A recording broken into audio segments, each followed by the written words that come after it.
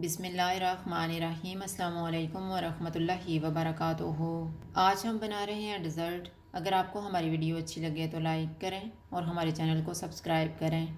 तो शुरू करते हैं। मैंने 4 टेबलस्पून वनीला कस्टर्ड पाउडर लिया है। इसमें आधा कप दूध डालेंगे और मिक्स कर लेंगे।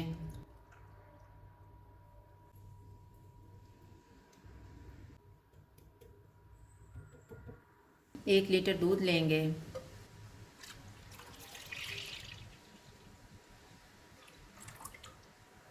इसमें आधा कप क्रीम डालेंगे।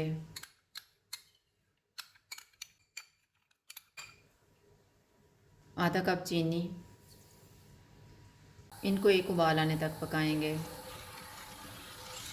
दूध को उबाल आ गया, चूल्हे को कम कर देते हैं। कस्टर्ड वाला मिक्सचर थोड़ा थोड़ा डाल के मिक्स कर लेंगे।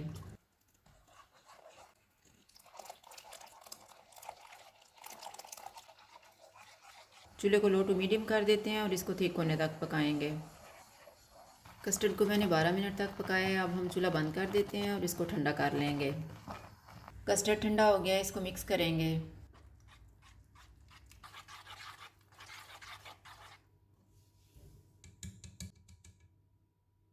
इसमें 2 कप फ्रूट कॉकटेल डालेंगे और मिक्स कर लेंगे।